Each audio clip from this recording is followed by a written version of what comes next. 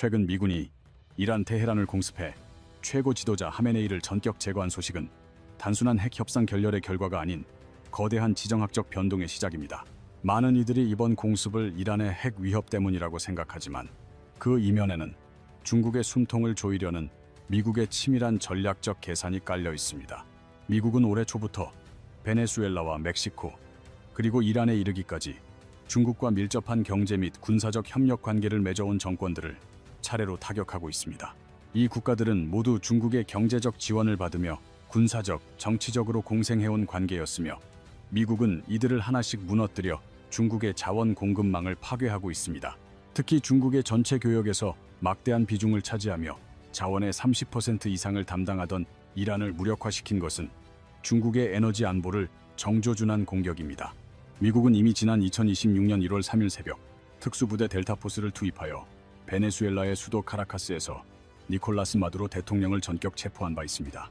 마두로 대통령과 그 부인이 체포되자 베네수엘라 국민들은 축제 분위기에 휩싸였으며 이는 수십 년간 이어진 독재 정권의 종말을 알리는 상징적인 사건이었습니다.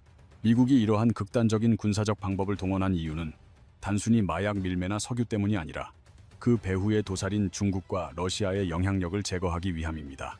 중국이 500억 달러라는 천문학적인 자금을 빌려주며 사실상 장악했던 나라를 미국이 군사력을 동원하여 통째로 빼앗아온 것이나 다름없는 상황입니다.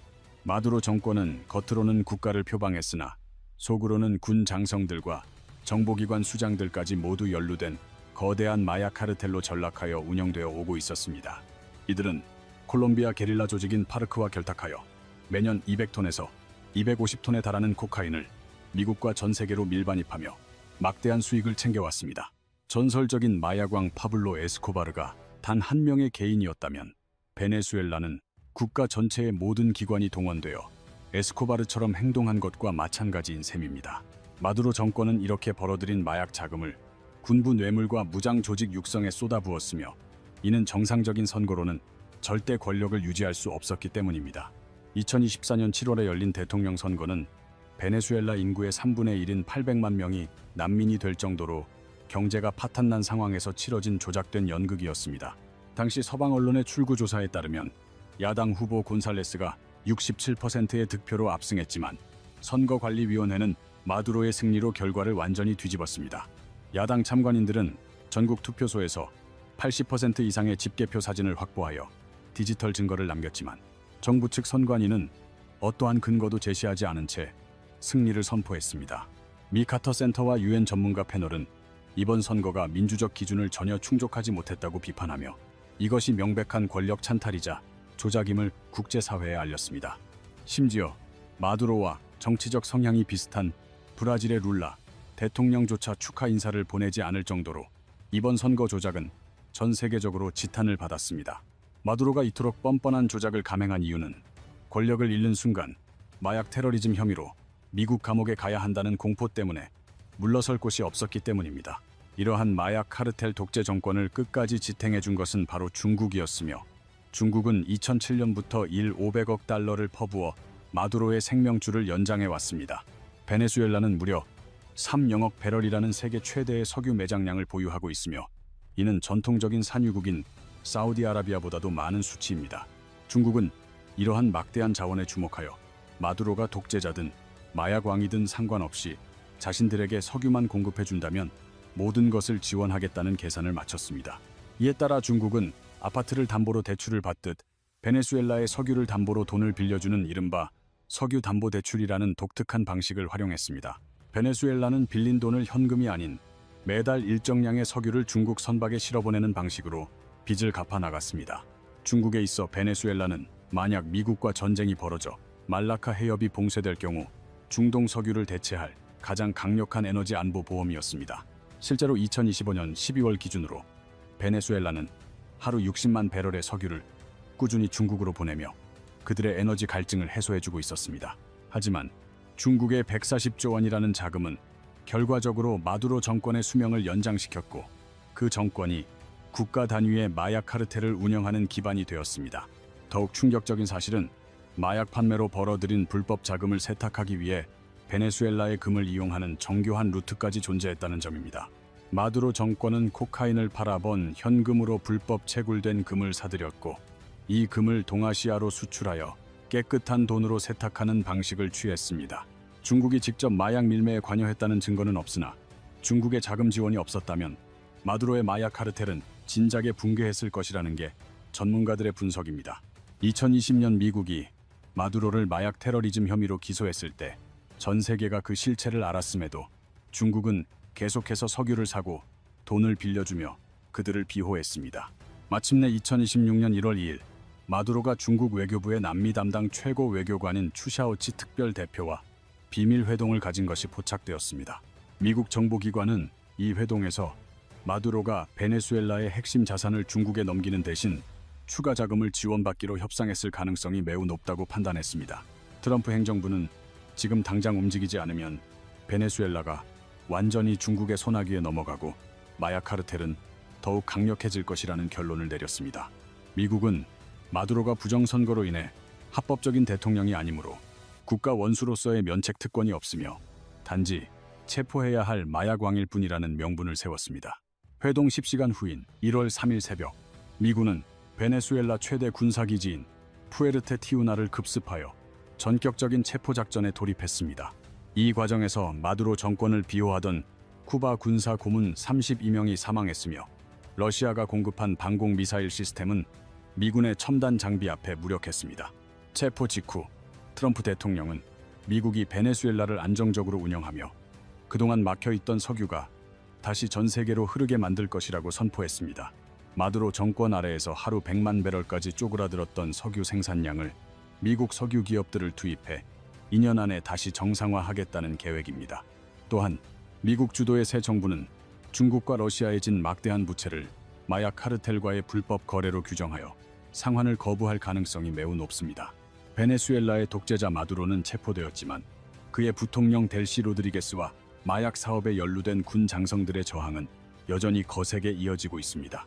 이들은 자신들의 범죄가 드러나면 전원 감옥에 갈 것을 알기에 필사적으로 저항하고 있으며 이는 남미 전체에 내전의 위험을 고조시키고 있습니다. 브라질의 룰라 대통령과 콜롬비아의 페트로 대통령은 미국의 이번 작전을 주권 침해라고 강력하게 비난하며 남미 좌파 국가들의 반발을 주도하고 있습니다. 중국과 러시아는 직접적인 군사 대응 대신 미국의 아킬레스건인 대만이나 남중국해에서 더 강력한 압박을 가하며 베네수엘라를 잃은 대가를 받으려 할 것입니다. 만약 중국이 이번 손실을 인정하고 순순히 물러난다면 시진핑 주석이 야심차게 추진해온 1대1로 전략은 전 세계적으로 큰 후퇴를 맞이하게 될 것입니다. 미국은 마두로가 제거된 이후에도 여전히 살아있는 마약 밀매 네트워크와 중국으로 흐르던 불법 금거래의 변화를 정밀하게 주시하며 다음 단계를 준비합니다. 2026년 1월에 베네수엘라 작전이 끝난 지 불과 한 달 만인 2월 22일, 이번에는 멕시코 할리스코주에서 또 다른 거대한 폭발음이 들려왔습니다. 멕시코 특수부대가 미국의 정보 지원을 받아 멕시코 양대 마약 카르텔 중 하나인 할리스코 신세대 카르텔의 수장 엘 멘초를 사살하는 데 성공한 것입니다.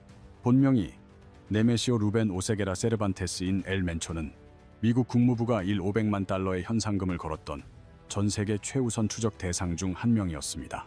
언론들은 단순히 마약왕의 최후를 보도하기 바빴지만 이 사건의 이면에는 멕시코를 넘어 중국의 화학산업 공급망을 겨냥한 미국의 정교한 설계가 숨어 있습니다.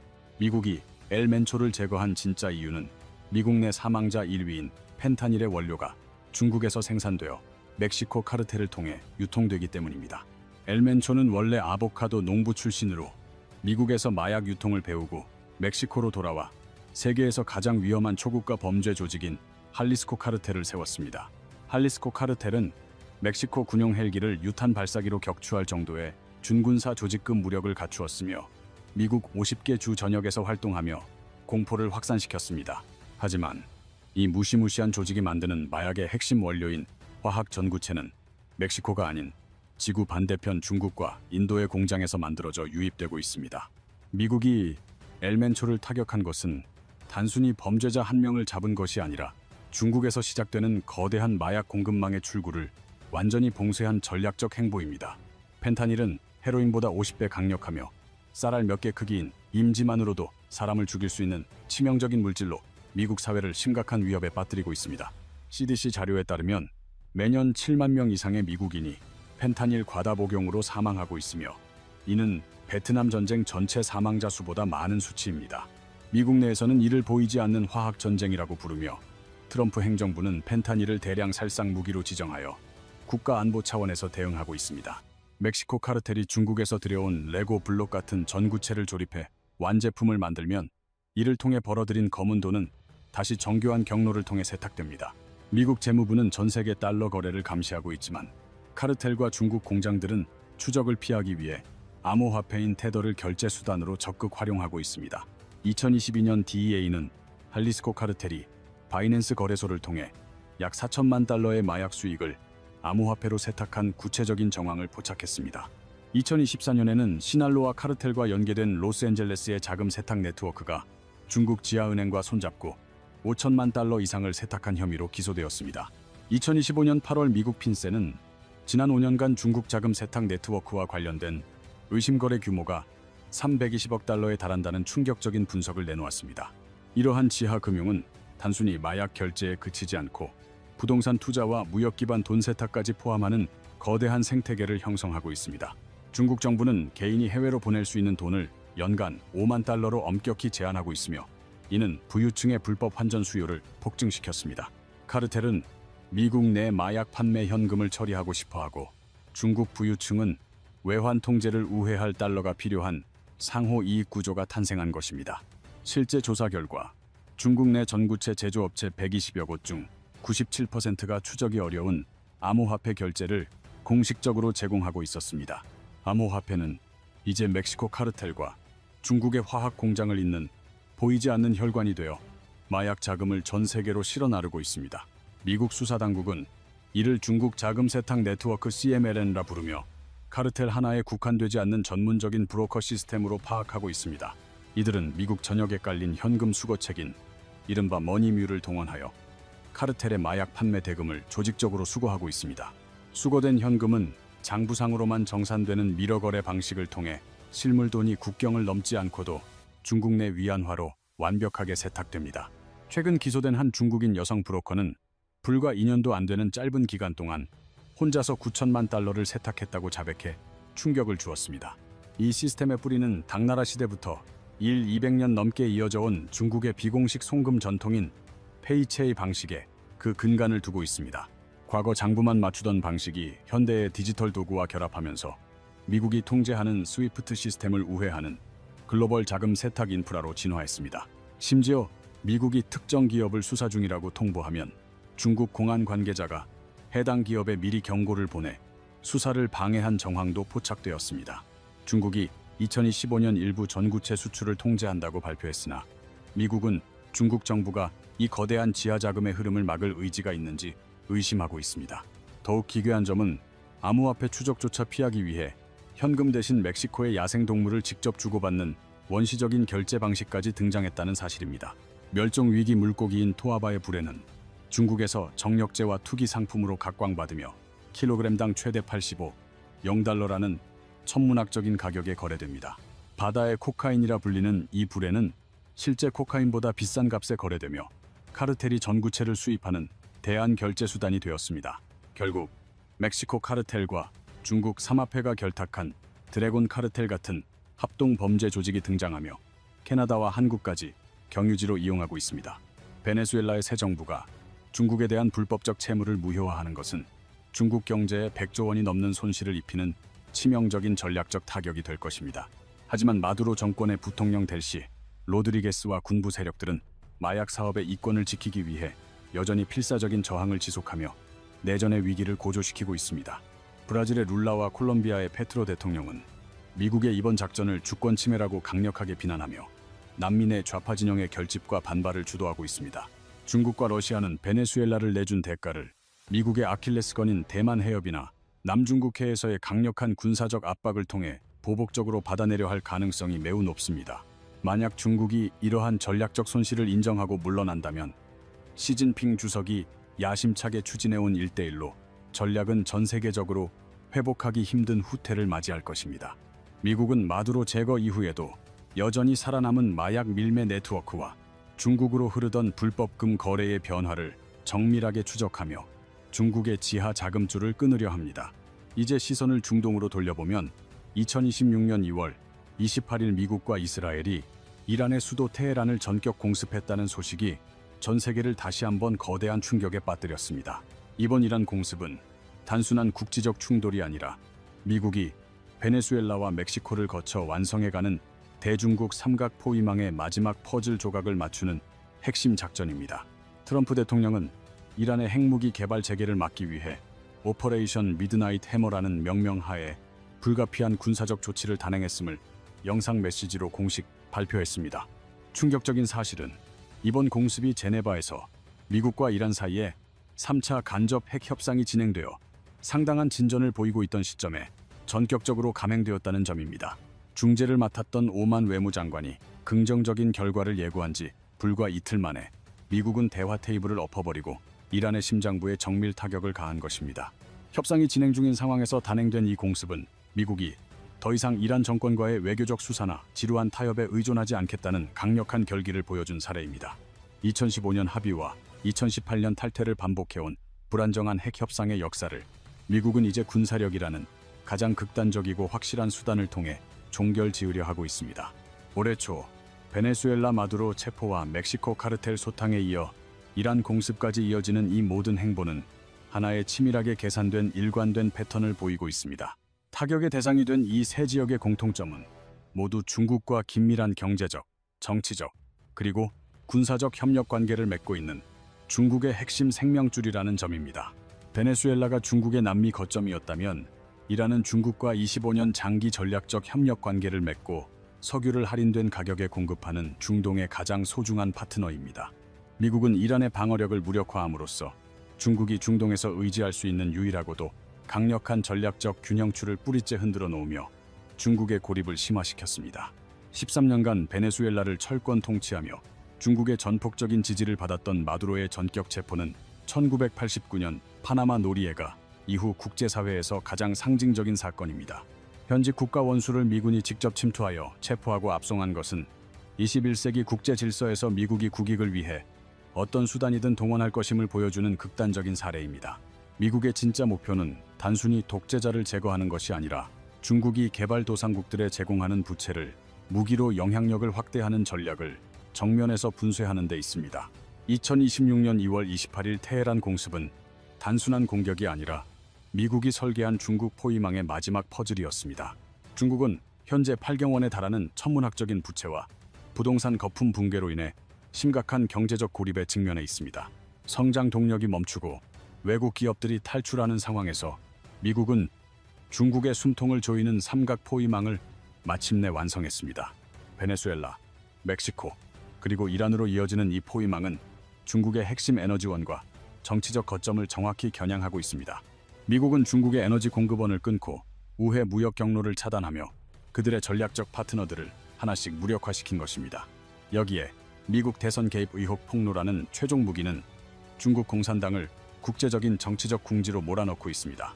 정보전과 내러티브 통제를 통해 중국의 국제적 정당성을 훼손하는 것은 미국의 매우 치밀하고 고도화된 전략입니다.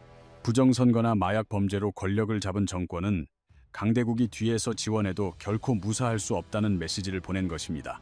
미국은 국익을 위해서라면 직접 체포하러 온다는 사실을 마두로 체포작전을 통해 전 세계에 명확히 입증했습니다. 이는 21세기 국제 질서에서 미국이 자신의 압도적인 힘을 어떻게 행사하는지 보여주는 가장 극단적인 사례가 되었습니다. 이제 세계 질서는 미국 주도로 급격히 재편되고 있으며 중국은 이 새로운 흐름에서 철저히 배제되고 있는 실정입니다. 한국 역시 민주주의 국가로서 부정선거의 위험성과 독재 정권이 외부 세력과 결탁하는 과정을 예의주시해야 할 시점입니다. 마약과 범죄의 자금이 국제 금융망을 통해 어떻게 흐르는지 주시하고 감시하는 것은 이제 국가 안보와 직결된 문제입니다. 이러한 거대한 지정학적 변화의 파도를 어떻게 타느냐에 따라 우리의 자산과 일자리 그리고 미래가 완전히 달라질 것입니다. 과연 중국 경제가 미국의 이 거대한 삼각 포위 압박 속에서 끝까지 버텨낼 수 있을지 전 세계가 주목하고 있습니다. 미국의 전략이 완벽한 성공을 거두어 세계 질서의 주인공이 누구인지 다시 한번 역사가 증명하게 될지 지켜봐야 합니다. 2026년 초에 벌어진 이 일련의 사건들은 단순한 국제 뉴스가 아닌 우리 모두의 삶을 바꿀 거대한 변화의 시작점입니다. 오늘 영상이 여러분의 통찰에 도움이 되셨다면 보통의 경제 채널의 구독과 좋아요, 그리고 알림 설정을 부탁드립니다. 댓글을 통해 중국 경제의 미래와 미국의 새로운 전략에 대한 여러분의 자유롭고 창의적인 의견을 남겨주시길 바랍니다. 급변하는 세계 정세의 핵심을 가장 빠르고 정확하게 전달해드리는 여러분의 동반자가 되겠습니다. 시청해주셔서 감사합니다. 10년 동안 똑같이 매월 100만 원씩 미국 SP500 ETF를 샀음에도 A는 B보다 무려 300만 원이나 더 많은 수익을 냈습니다. 이 극적인 차이는 단순히 운이 아니라 스마트폰 앱에서 계좌 종류를 신중하게 선택하고 ETF 이름 끝에 알파벳 하나를 피했느냐에 달려 있습니다. 현재 대한민국 직장인 4명 중 1명이 ETF에 투자하고 있으며 시중에 몰린 자금만 150조 원이 넘을 정도로 열풍이 거셉니다. 하지만 통계에 따르면 ETF 투자자의 70%는 정작 내 돈이 구체적으로 어떤 원리로 굴러가는지도 모른 채 묻지마 투자를 하고 있습니다. 예쁜 이름의 ETF를 무작정 여러 개 사거나 연 15% 배당이라는 달콤한 유혹에 빠져 구조도 모른 채 전 재산을 맡기고 계신가요? 원리를 모른 채 사모은 ETF는 보이지 않는 수수료와 세금이라는 함정으로 여러분의 소중한 계좌를 소리 없이 녹여버릴 수 있습니다. 오늘 이 영상 하나로 ETF의 진짜 작동 원리부터 초보자가 피해야 할 함정, 그리고 2026년 가장 완벽한 노후 포트폴리오까지 종결합니다. 본격적으로 들어가기 전 ETF를 단순히 주식 같은 것이라고만 이해하면 그가 가진 진짜 장점을 100% 누리는 것은 불가능에 가깝습니다. ETF는 마트에서 파는 부대찌개 밀키트와 같습니다. 전문가가 햄, 소시지, 라면 등 재료를 최적의 비율로 미리 넣어둔 패키지 상품입니다. 개별 주식이 마트에서 재료를 하나하나 고르는 것이라면 ETF는 이미 맛있는 비율로 구성된 밀키트를 통째로 장바구니에 담는 편리한 방식입니다.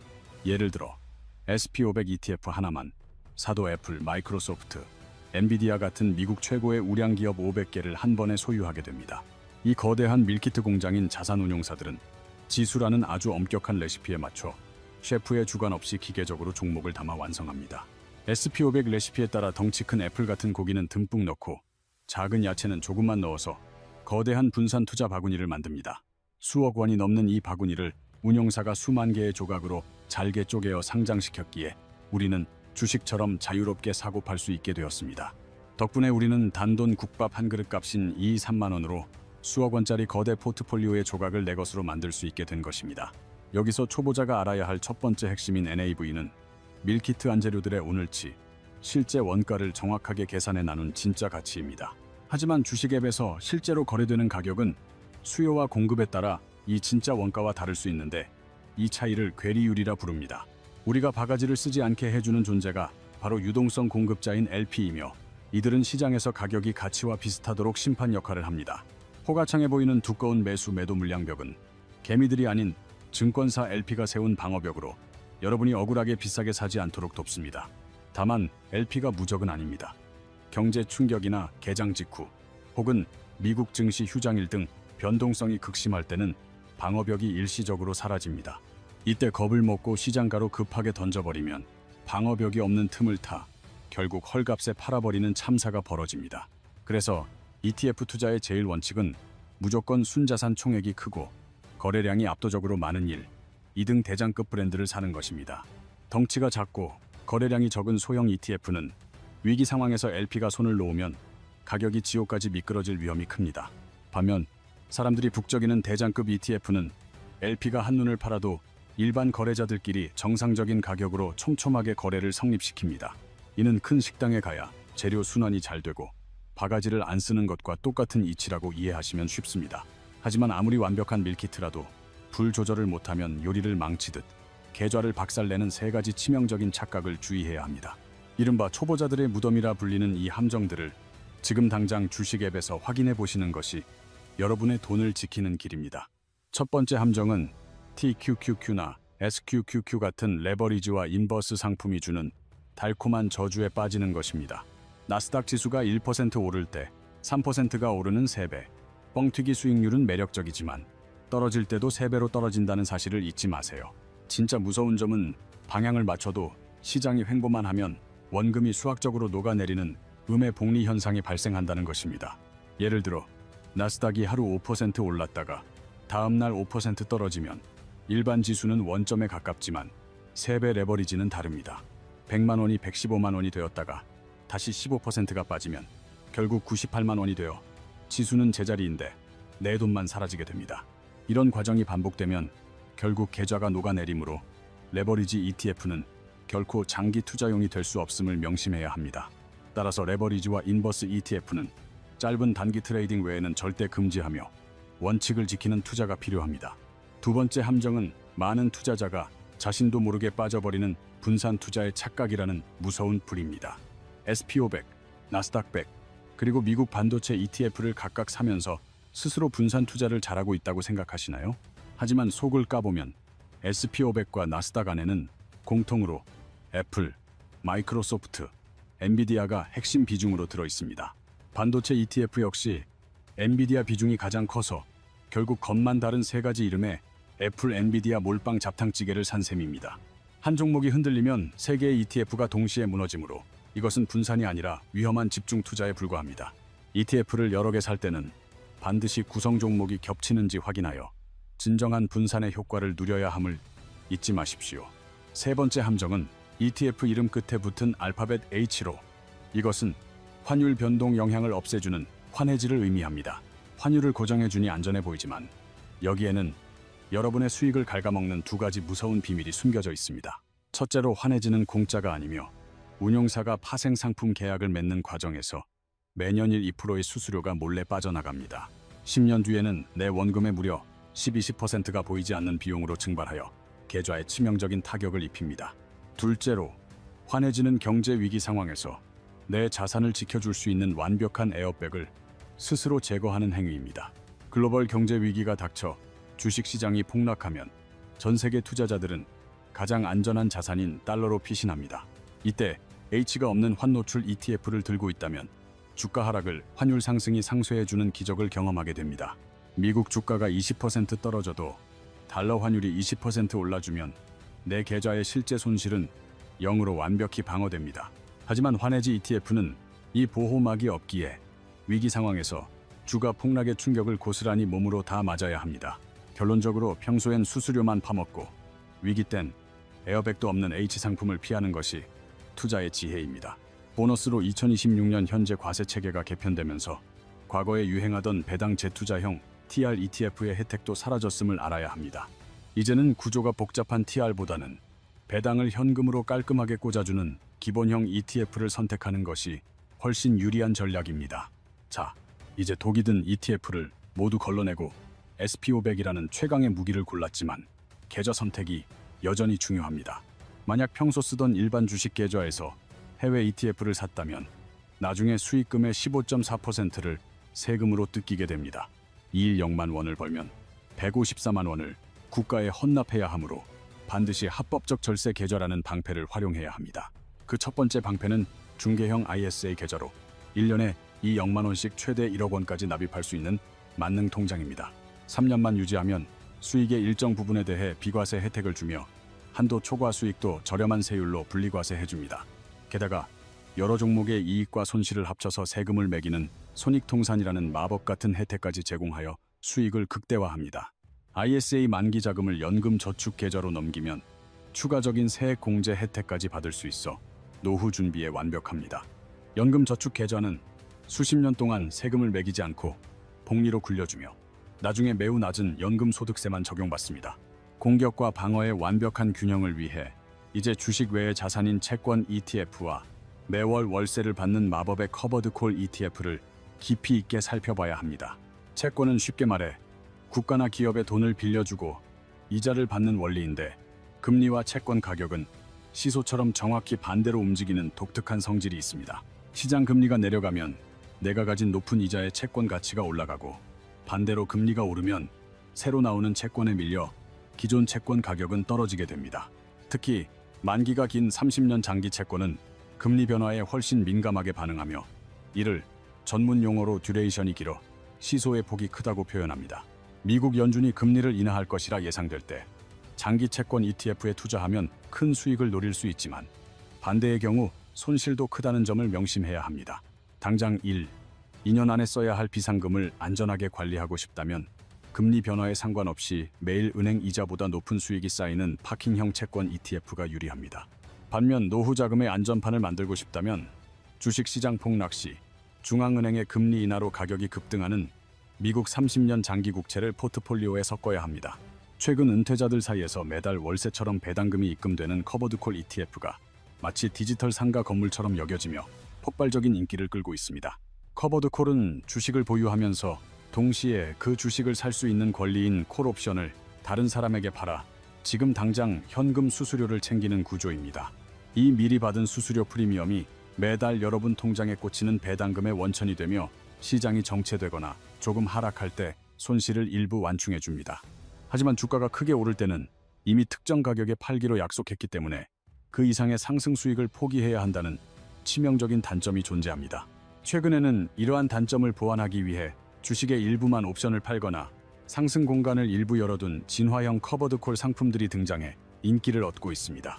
냉정하게 말해 자산의 덩치를 팍팍 불려야 하는 3040세대에게 커버드콜은 높은 수수료와 제한된 성장성 때문에 오히려 독이 될 수 있으니 주의해야 합니다. 반면 당장 생활비가 절실한 5060 은퇴자들에게는 커버드콜이 훌륭한 현금 흐름 수단이 되지만 인플레이션 방어를 위해 SP500과 반드시 섞어 써야 합니다. 배당금을 받아 다시 투자할 생각이라면 처음부터 아무런 옵션이 없는 순수 SP500 ETF를 사는 것이 장기 수익률 면에서 훨씬 압도적이고 현명한 선택입니다. 2026년 현재 글로벌 돈의 흐름을 보면 미국을 대표하는 SP500, 나스닥 100, 다우존스 30은 각기 다른 원리로 우리 계좌의 성과를 결정합니다. SP500은 시가총액 가중 방식으로 거대 빅테크들이 지수를 주도하며 나스닥 100은 금융주를 제외한 혁신 기술주에만 모든 화력을 집중합니다. 다우존스 30은 기업의 실질적 크기보다 단순히 주식 한 주의 가격표가 비싼 종목이 지수 내에서 가장 큰 권력을 휘두르는 독특한 가격 방식의 지수입니다. 2026년 AI 테마는 단순한 칩 제조를 넘어 소프트웨어, 전력 인프라, 그리고 양자 컴퓨팅으로 밸류체인이 무섭게 확장되며 새로운 기회를 창출하고 있습니다. 또한 수출 계약이 터지는 K방산의 성장주 매력과 로키드 마틴 같은 미국 방산의 안정적인 배당 성격을 구분하여 전략적으로 활용할 줄 알아야 합니다. 이제 여러분의 상황과 나이에 맞는 생애 주기별 황금 비율을 공개하여 수많은 ETF 중에서 무엇을 몇 대 몇으로 섞어야 가장 완벽한지 정리해드리겠습니다. 30대와 40대는 자산의 덩치를 폭발적으로 팽창시켜야 할 시기이므로 앞으로 돈을 벌 시간이 충분하다는 점을 활용해 공격적인 자산 배분 전략을 가져가야 합니다. 추천하는 비율은 SP500이나 나스닥 100 같은 시장 대표 지수를 전체의 80%로 설정하고 나머지 20%를 성장 테마 ETF로 채우는 코어 위성 전략입니다. 자산의 중심인 80%는 미국 시장 전체를 소유하여 장기적으로 우상향하는 복리의 마법에 태워 어떤 풍파에도 흔들리지 않는 든든한 뿌리를 만들어야 합니다. 20%의 테마 자산은 추가 수익을 노림과 동시에 유행하는 주식으로 갈아타고 싶은 인간의 본능적인 충동을 막아주는 심리적 방파제 역할을 수행하게 됩니다. 50대와 60대, 은퇴 세대는 자산을 불리는 것보다 지키는 것이 중요하며 내 통장에 모인 노후 자금의 크기에 따라 전략을 두 갈래로 나누어야 합니다. 노후 자금이 넉넉하다면 고배당 커버드콜, 채권 ETF의 70%를 배정하여 매달 따박따박 나오는 현금 흐름을 만들고 나머지 30%를 SP500에 두는 하이브리드 전략을 추천합니다. 30%의 성장 자산을 남겨두는 이유는 인플레이션 때문인데 배당과 채권만 쥐고 있으면 20년 뒤 미친 듯이 오르는 물가와 병원비를 절대 감당할 수 없기 때문입니다. 노후 자금이 부족하다면 금융상품 하나로 해결하려는 욕심을 내려놓고 지출 조정과 부분 근로를 병행하며 쌈짓돈을 최대한 늦게 헐어쓰는 현실적인 방어선을 구축해야 합니다. 부족한 돈을 위험한 레버리지로 복구하려 하지 말고 소일거리로 기초 생활비를 충당하며 내 소중한 자산이 스스로 덩치를 키울 수 있는 귀중한 시간을 벌어주어야 합니다. 1년에 딱 한 번 주식이 올라 비중이 커지면 일부를 팔고 떨어진 채권을 사서 원래 비율을 맞추는 리밸런싱만 기계적으로 실행해도 쌀 때 사고 비쌀 때 파는 기적이 완성됩니다. 하지만 90%의 사람들이 실패하는 이유는 시장 평균 수익률에 만족하지 못하고 더 빨리 벌기 위해 수수료 비싼 액티브 ETF에 기웃거리며 샀다 팔았다를 반복하기 때문입니다. 10년 이상의 장기 데이터는 월스트리트 전문가들이 운용하는 액티브 펀드의 90% 이상이 그냥 시장 전체를 사는 패시브 ETF보다 수익률이 떨어진다는 사실을 증명합니다. 시장의 타이밍을 완벽히 맞추는 것은 신의 영역이며 전문가라 할지라도 1~2%에 달하는 비싼 운용 수수료의 덫을 넘어서 시장 수익률을 이기기는 매우 어렵습니다. 워런 버핏이 아내에게 유언으로 재산의 90%를 SP500 인덱스 펀드에 넣으라고 한 이유는 단순함이 결국 화려한 기교를 이긴다는 자본주의의 진리를 알았기 때문입니다. 투자 성공의 90%는 어떤 종목을 샀느냐가 아니라 폭락장에서도 쫄지 않고 얼마나 오래 버텼느냐에 달려 있으며 지루한 시간이 결국 복리의 마법을 완성하는 열쇠입니다. 이제 영상을 끄고 당장 실행하십시오. 증권사 앱에서 ISA나 연금저축계좌를 개설하는 것이 여러분의 노후를 지키는 가장 위대한 첫걸음이 될 것입니다. 해당 계좌에서 이름 끝에 H가 붙지 않은 SP500 대장주 ETF를 검색하여 오늘 마실 커피 2잔 값인 10,000원으로 딱 한 주만 먼저 사보시기 바랍니다. 그리고 적립식 자동 매수 기능을 켜서 매월 월급날에 자동으로 한 주씩 사지도록 세팅하고 주식 앱 알림은 끄고 여러분의 본업과 일상에 집중하며 시간을 낚으십시오. 오늘 시작한 작은 톱니바퀴가 20년 뒤 폭발적인 복리의 눈덩이가 되어 돌아올 것을 믿으며 하루라도 빨리 시장에 내 돈을 머물게 하여 위대한 자본주의의 성장을 누리십시오.